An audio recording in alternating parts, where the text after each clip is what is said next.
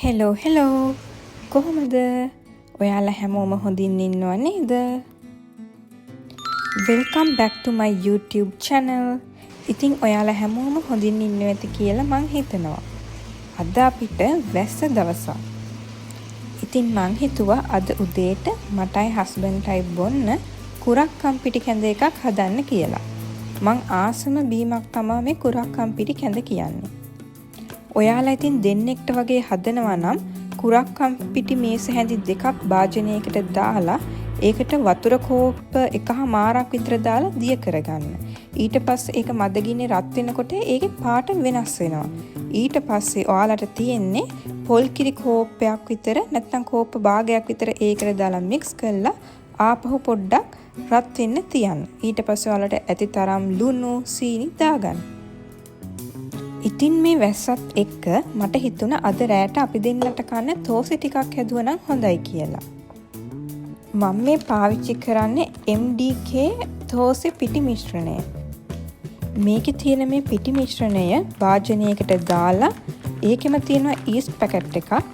ඒකත් මේකට දාලා හොඳින් මික්ස් කරලා වතුර කෝප්ප දෙකහමාරක් විතර දාලා පිටි ටික හොඳට දිය වෙනකම් මික්ස් කරගන්න ඕනේ.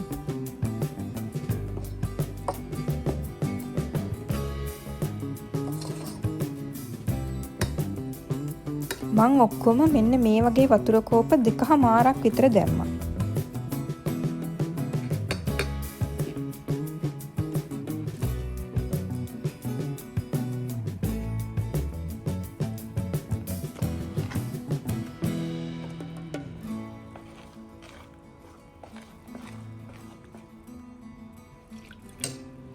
මේක ටිකක් හැන්දෙන් මික්ස් කරගන්න අමාරු හින්දා මං ඊටු ටික අතින් තමා මික්ස් කළේ.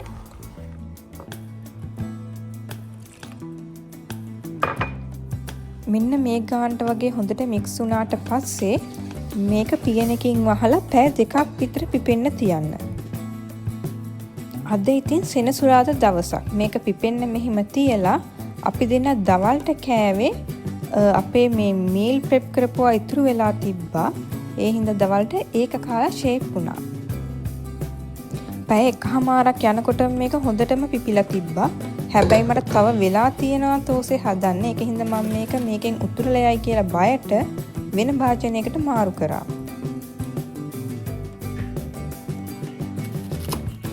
මං ඉතින් අද තෝසේ එක්ක කන්න සාම්බාරු එකකුයි අර මේගොල්ලෝ සම්බල් එක තියෙන්නේ.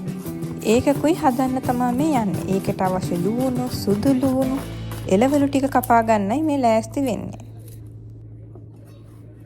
මංගාවද තියෙන වට්ටක්කයි වම්බටු පොඩ්ඩකුයි විතරයි. ඉතින් මං ඒ දෙකයි පරිප්පුයි තව ලූණු සුදු ලූණු අවශ්‍ය ටික දාලා සාම්බාරු එක හදා ගන්නවා.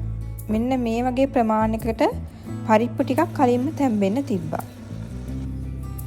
දැන් මේ තැම්බෙන්න තිබ්බ පරිප්පු එකට වට්ටක්කයි වම්බටුයි ලූණු සුදු ලූණු ටික දාලා තව ටිකක් තැම්බෙන්න තියෙනවා.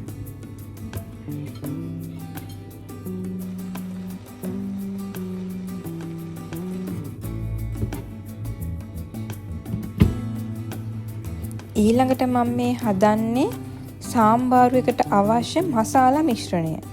ඒකට කොත්තමල්ලි, සූදුරු, උළුහාල්, ඒ වගේම කුරුඳු පොත්තකුත් දාලා හොඳට කොටා ගන්න ඕන.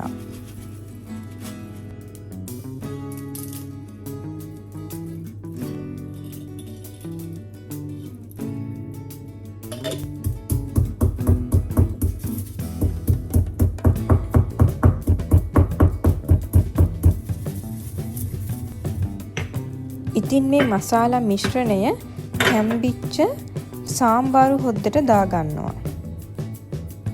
මීට අමතරව මේ හොද්දට මම දැන් කහ, තුන, පහ ඒ වගේ මිරිස් කුරු ටිකකුත් දාගත්තා.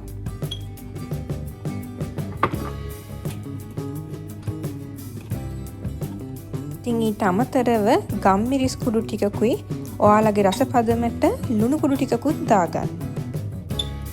මේකට සියඹලක් දැම්ම නම් රසයි. හැබැයි මං ගාව සියඹලා තිබ්බේ නැති හින්දා මං අන්තිමට දෙහි ටිකක් මිරික ගත්තා.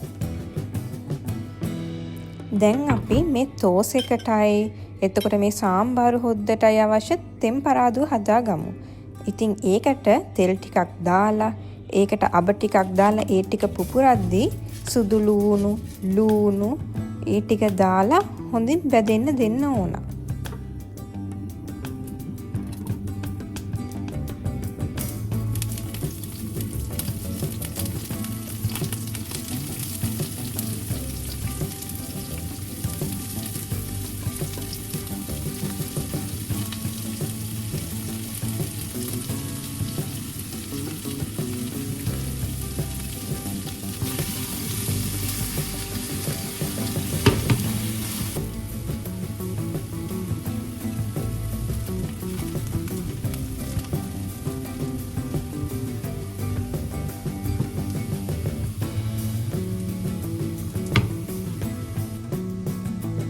අපේ තෙම්පරාදුවත් ඉතින් හරි. ඒක ඉතින් දැන් අපි මේ තෝසෙ මිශ්‍රණයටයි සාම්බාරු එකටයි වෙන් කරලා දාගමු.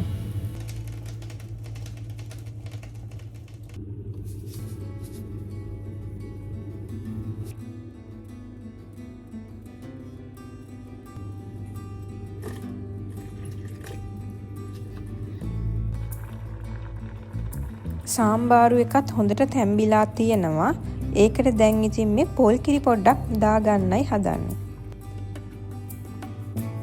පොල් කිරි ටික දාලා ඉවර වෙලා ඒ ටික උතුරනකොට අපේ මේ ඉතුරු තෙම්පරාදු මිශ්‍රණය දාගත්තා නම් අපේ මේ සාම්බාරු හොද්දත් හරි.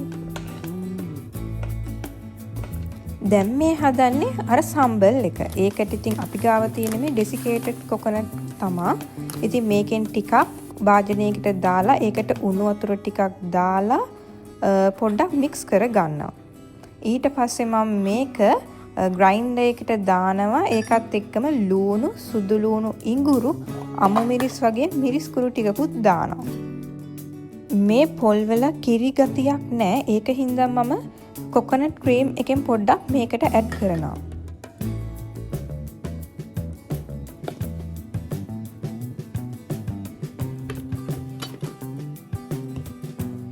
දැන් මේකට අපි මේකේ තෙම්පරාදුව දාගන්න ඕන. ඒකට පොල් තෙල් ටිකක් දාලා අබ සූදුරු දාලා ඒ ටික බැදීගෙන එද්දි අපේ මේ සම්බල් මිශ්‍රණය මේකට දාලා මික්ස් කරන්න තමයි තියෙන්නේ. අන්තිමට ඔයාලා ළඟ සියඹල තියෙනවා නම් ඒ ටිකකුත් දාලා කවලම් කරන්න. ඒ වගේම ඇති කමට ලුණුත් දාගන්න. දැන් තියෙන්නේ අන්තිම කොටස. ඒක තමයි තෝස් එක හදාගන්න එක.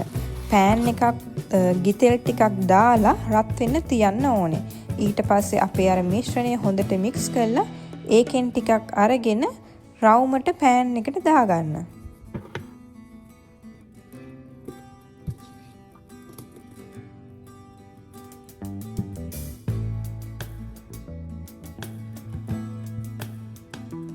මෙන්න මේ තෝස් එක මෙහෙම ටිකක් තැම්බීගෙන එද්දි ඒක උඩිනුත් ගිතෙල් පොඩ්ඩක් ගා ගන්න. එතකොට හරිම රසයි.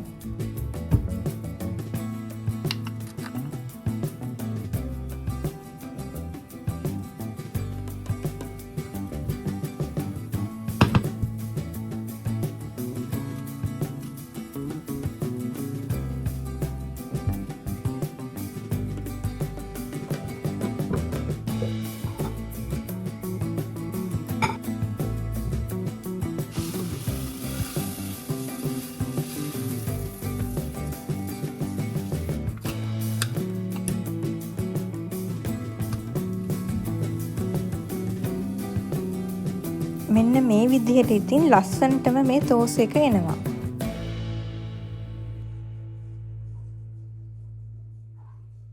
දැන් ඉතින් රස බලන්න තමයි තියෙන්නේ.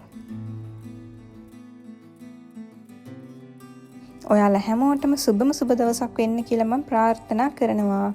ගිහින් එන්නම්. Thank you for watching my video.